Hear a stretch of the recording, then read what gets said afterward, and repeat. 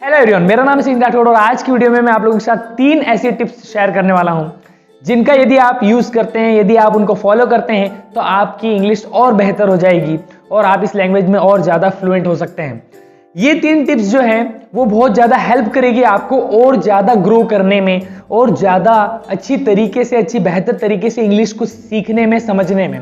क्योंकि बहुत बार हमारे पास सोर्स नहीं होता है, अच्छा नॉलेज नहीं होता है, हमको नहीं पता होता है कि हम किस तरीके से हमारी लैंग्वेज को इंप्रूव करें। तो यदि आप इन 3 टिप्स को फॉलो करेंगे तो ये मेरी गारंटी है कि आप लोगों को बहुत ही एक्स्ट्रा ऑर्डिनरी रिजल्ट्स मिलेंगे। यदि आप इन 3 टिप्स को 3 महीने, ओनली 3 मंथ्स के लिए फॉलो करते हैं तो आपको बहुत अच्छे रिजल्ट्स मिल सकते हैं। सो विदाउट डिले चलिए फ्रेंड्स स्टार्ट करते हैं। सो फ्रेंड्स, पहली जो मेरी टिप है आप लोगों के लिए वो है कि we have to find out our why. You have to find out your why। हम लोगों को हमारे खुद से पूछना पड़ेगा कि मैं इंग्लिश बोलना क्यों सीखना चाहता हूं। जब तक हमारे पास वो उस क्यों का आंसर नहीं होता है, हम सही तरीके से काम नहीं कर पाते हमारी लैंग्वेज पर। बहुत सारे लोग हैं उनको नहीं पता है कि वो इंग्लिश बोलना सीखना तो चाह रहे हैं पर क्यों सीखना चाह रहे हैं। तो आप लोगों को सबसे पहले फाइंड आउट करना है कि आप इंग्लिश बोलना क्यों सीखना चाहते हैं। आपका अलग अलग, सभी का अलग अलग एम हो सकता है कि किसी को जॉब पाना है कोई अच्छी, सो उस जॉब के लिए यदि रिक्वायरमेंट है कि इंग्लिश बोलना आना चाहिए तो आपको उसलिए सीख रहे हैं। तो आपका क्यों क्या हो गया कि आपको जॉब पाना है, इसलिए आप इंग्लिश बोलना सीखना चाहते हैं। अब ऐसे ही आपका ऐसा लग रहा है कि नहीं, इंग्लिश बहुत इंपॉर्टेंट लैंग्वेज है, nowadays we have to learn this language because आज का जो हमारा सोसाइटी है, हमारा इन्वायरमेंट ऐसा है कि इंग्लिश एक इंपॉर्टेंट लैंग्वेज बन गई है कि हमको आना चाहिए।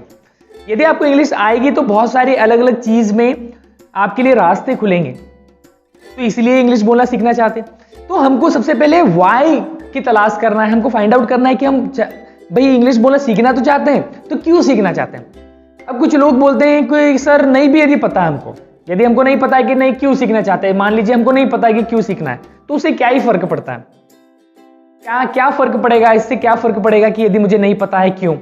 सो इससे फर्क पड़ता है। I will give you a nice example and that is, मान लीजिए आप एक ट्रेन पर चढ़ते हैं, आप ट्रेन पर चढ़े हैं, आप ट्रैवल कर रहे हैं और आपके पास टीटी आता है और वो पूछता है कि भाई आपकी टिकट कहाँ है। आप बोलते टिकट नहीं है मेरे पास।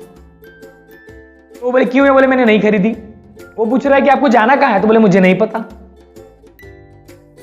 सो आप यदि ट्रेन पर चढ़े हैं तो आपको पता होना चाहिए कि आपके डेस्टिनेशन क्या है, एक स्पेसिफिक जगह के बारे में पता होना चाहिए कि अच्छा मेरे को यहां पर जाकर उतरना है ट्रेन से। आप ट्रेन पर चढ़ गए। बहुत सारे ऐसे लोग हैं जो ट्रेन पर चढ़े ही नहीं है क्योंकि उनको पता ही नहीं है कहां जाना है। बहुत सारे ऐसे लोग हैं कि ट्रेन पर चढ़ तो गए हैं लेकिन उनको पता नहीं है कि उतरना कहां पर है। सो ये इसी एग्जाम्पल की तरह आपको यदि नहीं पता होगा कि आपके डेस्टिनेशन, तो आप वहां तक नहीं पहुंच पाएंगे। तो आपको पहले पता होना चाहिए कि भाई मैं सीख तो रहा हूं लेकिन क्यों सीख रहा हूं।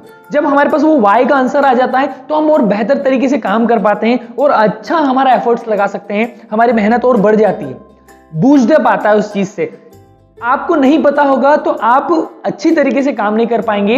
आपको जो आपका वाई यदि क्लियर होगा ना तो आपको हर समय वो याद दिलाएगा कि अच्छा मुझे इस चीज के लिए इंग्लिश बोलना सीखना है या इस लैंग्वेज पर पकड़ बनाना है। तो पहली हमारी टिप थी कि you have to find out your why. दूसरी यहां पर हमारी जो टिप है वो ये है कि don't try to learn everything at once. एक ही बार में बहुत सारी चीजें सीखने की कोशिश नहीं करना है।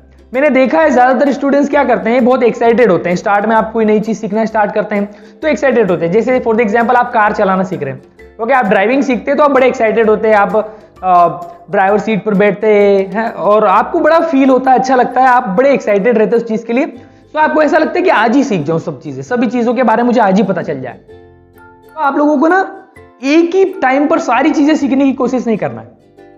जो स्टूडेंट्स मैंने देखे वो क्या करते हैं, उनको पता चलता है कि अच्छा लिसनिंग इंपॉर्टेंट है, रीडिंग इंपॉर्टेंट है, वोकैब पर काम करना इंपॉर्टेंट है, तो वो क्या करते हैं बहुत सारी वोकैब्स लिख रहे हैं, एक दिन में 50 वोकैब राइट डाउन कर रहे हैं, और लिसनिंग कर रहे हैं तो 1-2 घंटा कर रहे हैं, और वॉचिंग कर रहे हैं इंग्लिश में वीडियोस तो 1-2 घंटा कर रहे हैं, प्रैक्टिस कर रहे हैं, बहुत ज्यादा समय दे रहे हैं उसमें। उनको ऐसा लग रहा है कि मैं एक ही समय में बहुत सारी चीजें सीख जाऊं। सो हमको ये चीज नहीं करना है कभी भी कि एक ही समय पर बहुत सारी चीजें सीख लें हम, क्योंकि learning is a slow process. आपको स्लोली, ग्रेजुअली जाना है, धीरे धीरे आप उसमें इंप्रूव करेंगे। सो एक ही बार में, अब आप, और ये क्वेश्चन आता है कि सर एक ही बार में यदि कर भी रहे हैं, ज्यादा टाइम दे भी रहे हैं, तो क्या दिक्कत है। उससे प्रॉब्लम ये क्रिएट होगी कि आप एक ही समय में बहुत सारी चीजें सीखना स्टार्ट करेंगे तो आप क्या करेंगे, बहुत जल्दी बोर हो जाएंगे और उस चीज को क्विट कर देंगे। आप खुद अपने आप से डिफिकल्टी पैदा कर रहे हैं, आप क्रिएट कर रहे हैं डिफिकल्टीज और उन डिफिकल्टीज में आप फंस जाएंगे। तो हम लोगों को ना डिफिकल्ट नहीं करना है कोई चीज को, हमको उसको इजी करके सीखना है, ना कि उसको डिफिकल्ट करके उसी में स्टक हो जाना, उसी में फंस जाना है। तो हम लोग क्या करें, कोई भी चीज को एक ही बार में सभी चीजें सीखने की कोशिश ना करें, स्लोली सभी चीजों के बारे में सीखें, धीरे धीरे करके सीखना है। मैंने देखा है बहुत सारे स्टूडेंट्स हैं, बहुत सारे लोग अचानक से उनको पता चलता है तो सभी चीजें सीखने की कोशिश करते हैं वो, तो ये लेंदी हो जाएगा आप लोगों के लिए और आपके माइंड में ये चीजें बहुत लेंदी हो जाएगी और उसको क्विट कर देंगे। तो क्विट करने से अच्छा ये है कि आप स्लोली जाएं, ग्रेजुअली चीजों के साथ जाएं, धीरे धीरे चीजें अच्छी होती चली जाएगी और आपकी टाइमिंग भी बढ़ेगी। तो स्टार्ट कम से शुरुआत करना है, छोटी छोटी कम चीजें सीखते चले जाना है। तो ये थी हमारी दूसरी टिप कि एक ही बार में सारी चीजें याद कर लेना, सीख लेना, समझ लेना की कोशिश नहीं करना है हम लोगों को। सो फ्रेंड्स, आज की हमारी जो लास्ट टिप है वो ये है कि don't change your methods frequently. हमारी जो मेथड्स हैं, ओके, जो जिस मेथड पर आप स्टिक हैं, जैसे फॉर एग्जांपल आपने किसी टीचर को या किसी मेंटर को सुना, कोई इंग्लिश सिखाता है या इंग्लिश बोलना सिखाता है, आप उनकी टेक्निक्स के यूज कर रहे हैं, तो आपको उन पर ट्रस्ट करना पड़ेगा, है ना। यहाँ पर ट्रस्ट इश्यूज नहीं होना चाहिए आपके साथ। यदि आप उनको फॉलो कर रहे हैं तो एक ही मेथड को फॉलो करके आगे जाना है, ना कि बार बार मेथड्स को चेंज करना है। Okay, don't change your methods again and again, बार बार नहीं चेंज करना, एक मेथड पर स्टिक रहना, उसी का यूज करते हुए आगे चले जाना है। क्या होता है कि बहुत सारी चीजें, हम सोशल मीडिया का जमाना है, सोशल मीडिया से घिरे हुए हम, बहुत सारी चीजें हमको पता चलती है। कोई बोलता है 21 दिन में इंग्लिश बोलना सिखा दूंगा, कोई बोलता है मैं इतने दिन में सिखा दूंगा, कोई कहता है मैं 2 घंटे में सिखा दूंगा। सो हमको ना इन चीजों में फंसना नहीं है, हमको पहले पता लगाना है, we have to find out कि भाई कितना समय लगता है, मुझे कितना समय लगेगा ये सोचना है, ना कि बाकी सभी को कितना समय लगेगा। सभी का लेवल अलग है, सभी को अलग अलग समय लगता है इंग्लिश बोलना सीखने में। आप ऐसा नहीं कर सकते, सभी को एक साथ जज नहीं कर सकते, आपको खुद को जज करना है, आपके सेल्फ को जज करना है कि मुझे कितना समय लगेगा, मैं कितना समय दे रहा हूं, आप मुझे कितना समय लगेगा। You have to find out, okay. और मेथड्स नहीं चेंज करना। हम लोग क्या करते हैं कि बहुत सारी मेथड्स, ये मेथड्स उठाई, उसको कर रहे हैं, फॉलो कर रहे हैं, वो मेथड उठाई, ये एक पर्सन की मेथड यूज की, है ना, उसके बाद फिर दूसरा, तो इसमें हम कंफ्यूज हो जाते हैं।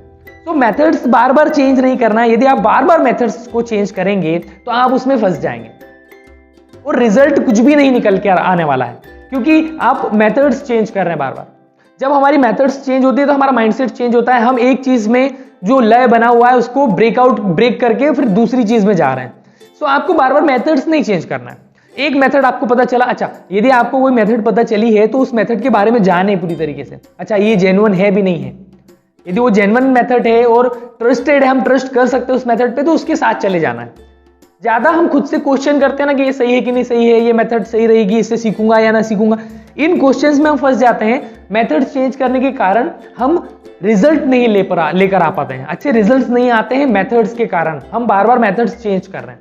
यदि आपको लगता है कि इस टीचर की मेथड अच्छी है या मैं इससे सीख सकता हूं, तो उसके साथ स्टिक रहना है, उसको ही फॉलो करते चले जाना है।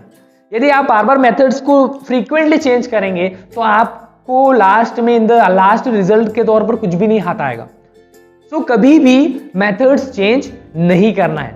सो या फ्रेंड्स, आई होप आप लोगों को ये 3 मेरी आज की टिप्स समझ में भी आई होगी, और आपको यदि अच्छी लगती है टिप्स तो इनको जरूर फॉलो करें। ये मैं गारंटी के साथ कह सकता हूं कि इन 3 मेथड्स को यदि आप समझते हैं और फॉलो करते हैं तो बहुत एक्स्ट्रा ऑर्डिनरी रिजल्ट्स आएंगे आपके।